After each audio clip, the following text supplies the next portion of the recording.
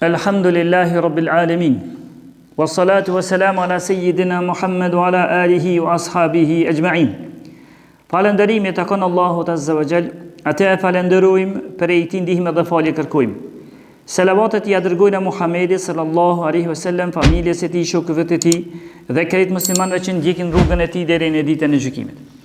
Kjo është dersi 58 me radhë në mes për 40 hadithet të Imam Nevit që jemi duke folur poshtë dhe jemi në hadithën e 23 me radhë. Herën e kaluar folën në pika të shkurta diçka për hadithin dhe për transmetuesin e hadithit Ebu Malik al-Ash'ariun. Disa pika.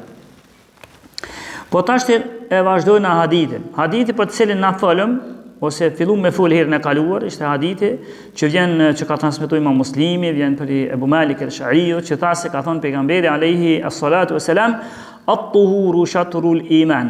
Pastërtia është gjysma e imanit. Walhamdulillahi tamla'ul mizan.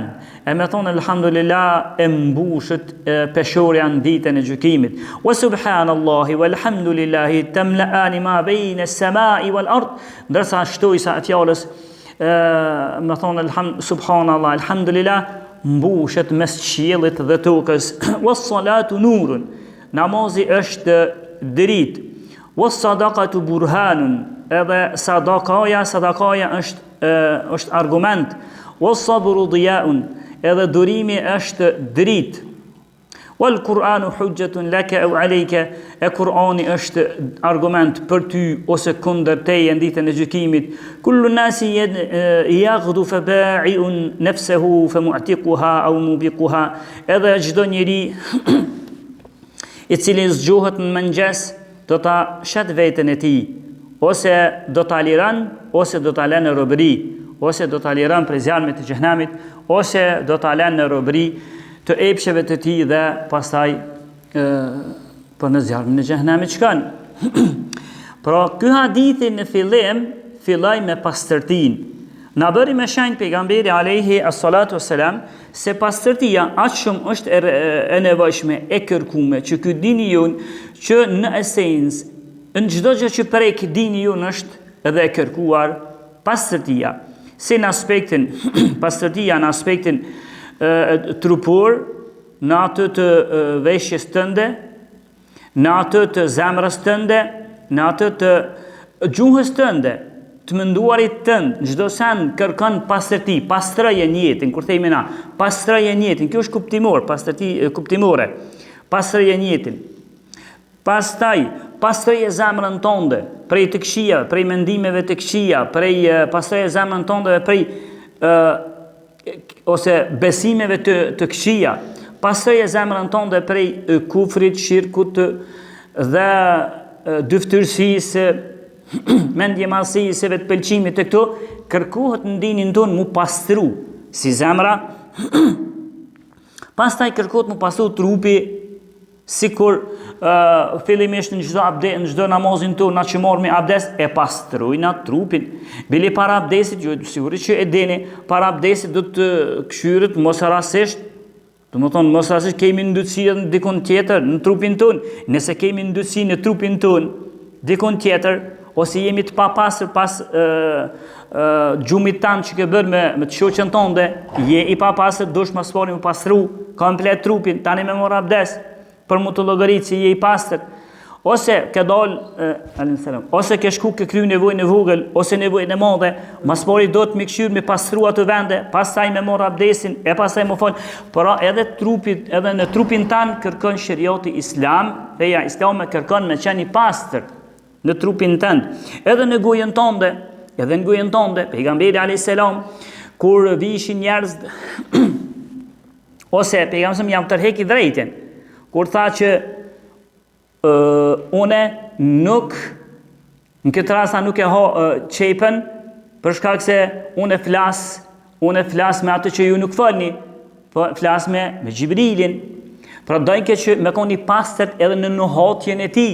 Pejgamberi e pastërnte gojen e tij me misfak shumë, saqë disa dietarë kanë përmendur për librat e tyre se pejgamberi e ka pasur obligim pastrimin me misfak, me gjuhën ose dhëmbët e tij me misfak e ka pasur obligim që për neve nashta nuk ka ngritet në qatë shkallë, vetëm se për atë ka qenë obligim. Apo e vrejni se pastërtin qysh i ka nejt gati pejgamberi alayhi salatu wasallam pastërtis, atë që mi ka nejt gati, edhe me koni pastët, edhe mi ardh aromë e mirë, sa që pe aromës të mirë që i ka pos, a i vete ka pos, Allah e ka kriju me erë të mirë, por plus kësojnë në gjithë ke parfime, miska, era të mira, sa që kur kalën të anej pejgamberi, nëse kishte kalu një njeri, i viken një qasoj rrugës, i viken një erë e mirë, e dishin që ka kalu pejgamberi alayhi as-salatu wassalam. Me rëndësi, me shkurtu pak se nduket se me dol heq hadithin në fund, ato që do me thonë se pejgamberi e filloi me pastërtinë. Ku tha at-tuhuru shatrul iman. Këto pra me qenë i pastër. Nuk kërkon dini se për e tregon që pastërtia me qëto degzime që ka i kalzova është gjysma e imanit. Është gjysma e imanit. Nuk do të thotë që njëri e ka imanin e plot, nëse ai e ka imanin, beson Zotin, beson pejgamberin alayhis salam, ndjek rrugën e Allahut, pejgamberit alayhis salam, e thonë namazin, jep zakatin krejt, mirë po nëse i afrohesh atij njeriu, e vërejnë që pa pastërtia e tij vërehet, si në gjuhën e tij, si në teshen e tij, si në trupin e tij, si në të folurin e tij, pra pa pastërtia vërehet. Nga që kjo, çka kuptojmë? Se ende imani i tij është gjysmë. Për me qenë imani i plot, ai me qenë i pastët edhe në trupin e tij, edhe në gjuhën e tij. Edhe kjo në gjuhën e tij kur themi, për shembull njëri i ka krejt këtu në rregull është me namazë, me zakate, agjëri me krejt, por gjuhën e tij e keni vrejë dhe popullata e përmend, e kishte gjuhën e dytë. Do të thotë fjalë të pesta të dyta. Fjalë të pesta të dyta, kjo tregon se për me pas imanin e plot, duhesh ta kesh të pastët krejt këtu çka u përmenden, dhe kjo është e rëndësishme, po gjysma e imanit lidhet me pastërtinë, duke i shtinj aty pastërtinë e zemrës, trupit dhe të teshave tua, të vendit në të cilin jeton, e krejt ato hin tek pastërtia. Kjo ka shumë të kjo fjala pastërti, po e shkurtova pak. Mirë, atëherë, e çka don të thon, çka deshti me thon pejgamberi alayhis salam, kur i tha se pastërtia është gjysma e imanit. Kur tha se pastërtia është gjysma, çka deshti me thon?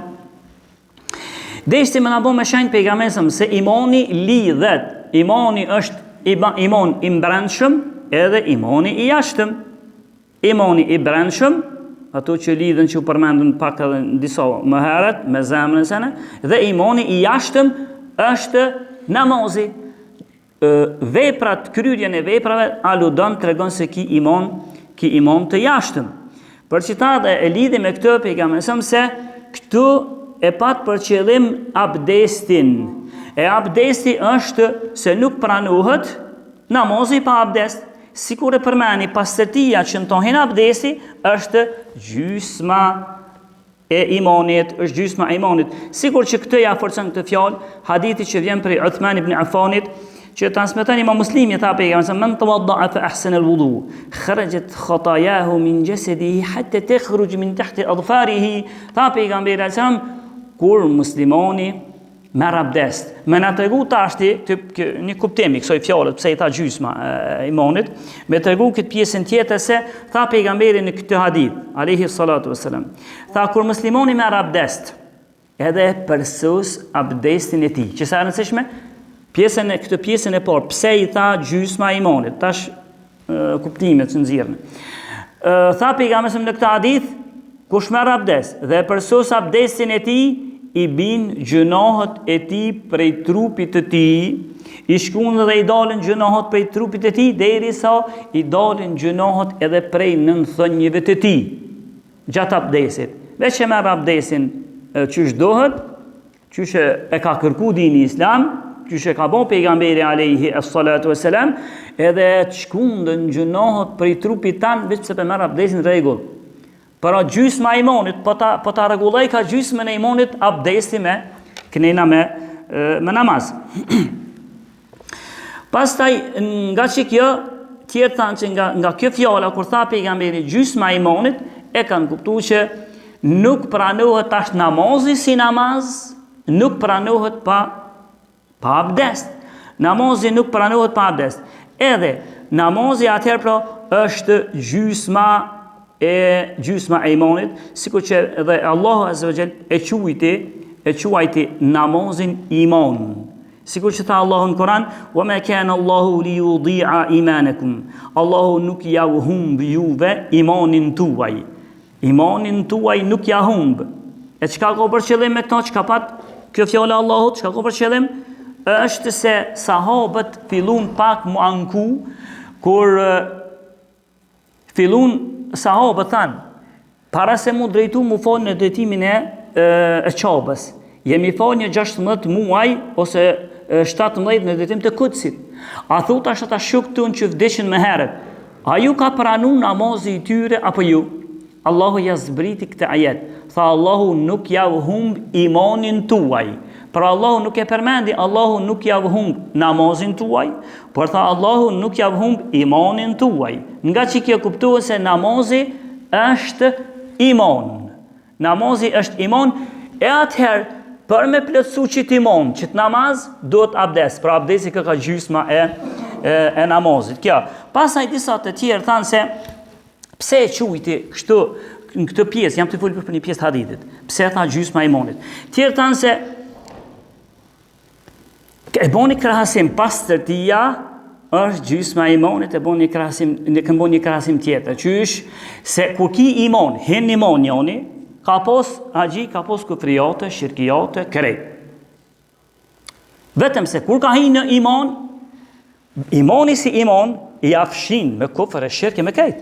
Nëse njoni ka qenë i dhujtar, por hin në iman, atë imani ti i afshin, ndërsa po i bjen që t'i fshin me kote të mëdhaja, duke hin tonë dhe kufri shirku, imani. E pastërtia po t'i fshin ka gjënohët e vogla. Për qëta, imani gjënohët e mëdhaja dhe kufrin, pastërtia gjënohët e vogla. Për qëta e qujti pejgamesëm, pastërtia është gjysma e imanit. Pra me pastrim, sikur që e përmendëm hadithin pak më herët na, që e përmendëm hadithin, kush merr abdest, çish ka marr pejgamberi sa i shkundën gjënohet prej trupit të tij. Pra pastërtia po t'i fshin ka gjënohet e vogla e imani gjënohet e mëdha, për çta u do e ndojti si një gjyst pejgamberi alayhi as-salatu was-salam. Dhe kuptimet e tjera në fakt që i kanë dhënë veç kësaj fjalës, pse tha pejgamberi pastërtia është gjysma e imanit, po mjaftë me kaq. Pastaj vazhdon hadithi. Walhamdulillahi tamla'ul mizan. E me thonë alhamdulillah, atë shumë e vlerësan Allahu Azza wa Jall të fjallën alhamdulillah, që dhe imi duke full nalë për tonë, atë shumë e vlerësan Allahu, sa që djetarët islam thanë, në ditën e gjykimit kur të peshohen veprat. Se në ditën e gjykimit peshohen njerëzit, peshohen edhe veprat. Peshohen edhe veprat, Allahu Azza wa Jall veprave të tua ju jep formë. Veprës tonë, sa ma e modhe, sa ma sinqert, bëhet ma e modhe. Vepra, edhe vepra sa ma e modhe, ka mundësi të dyja tje sinqert, për një vepra ma e modhe, një në ma e vogël. Edhe i ju jep formë, sa ma e modhe vepra, rëndohet në peshore pak më shumë. Edhe tu ju rëndu, peshore është e modhe, me mos e të ka dhe qili krejt, vetëm se rëndohet, edhe ti mund të këshijat, hinë gjenet. E në këta haditha për njësëm.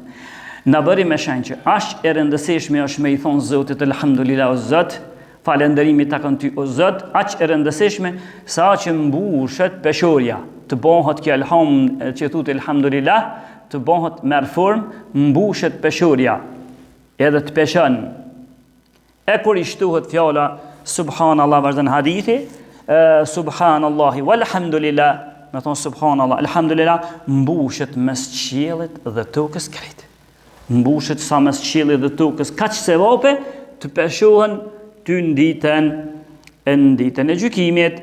Pastaj vazhdon hadithi, jam të prej ka pak që më thonë, më shumë këtë hadithin. Pastaj tha, was-salatu nur. Tha namazi është dritë. Namazi është dritë, me thonë të drejtën në shumë kuptime nxirren prej këtij hadithit, prej kësaj fjalës. Namazi është dritë. Namazi është dritë për në pamjen e robit, njeriut. Ai që më ka namaz, edhe nëse është zeshkan, po shëndrit, shkelqen fytyra e tij për shkak namazit e tij. Shkelqen fytyra e tij për shkak namazit e tij. Sa më i sinqert në namazin e tij, aq më shumë shkelqen fytyra e tij. Por i jep një shkelqësi të trupit të personit që falet. E para. Por kuptim tjetër ka, namazi është dritë. Namazi është dritë e të kuptuarit tënd. Ndrysh kime kuptu, ti që fol namaz, edhe ndrysh kupton ai që s'fol namaz. Ai që s'fol namaz habit është, po qysh mo qëtë sen s'pe kupton? Po kjo është shumë e thjesht. As që ton s'pe kuptona, nuk e kupton sa i se ka namazin. E ti që ki namazin, je shumë ma larg pams. Ma larg i shesenet. Nëse toleran vetë toleran. Për ndryshe, je ma larg pams. Kupton më shumë. Ta s'drit trurin të namazi. Namazi është dritë e zemrës tonde. Është dritë e të kuptuarit dhe të pranuarit. Se zemrë o vendi pranimit. E të pranuarit të sendeve.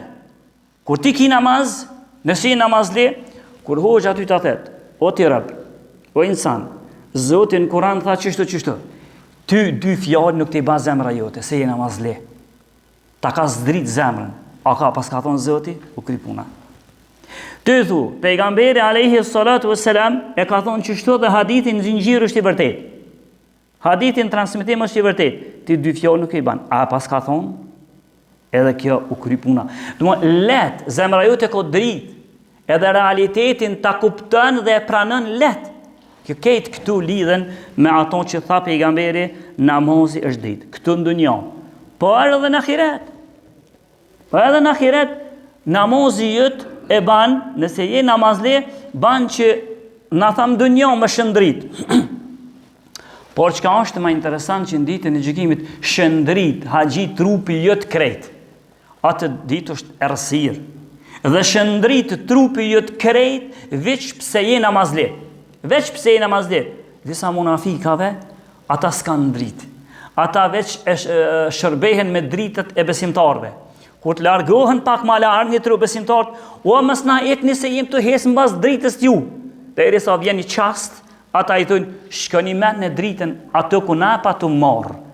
Ka shumë kuptime, kjo pjesë, vetëm se një për kuptimeve, hajtë këthenu ju në dunjo, se në dunjo falshmi namaz, kryshmi obligimet e Zotit, tashti po na ipet drita, po këthenu në mushi mu këthyjo, me mo dritën ku, e pa të morë në ndonjë.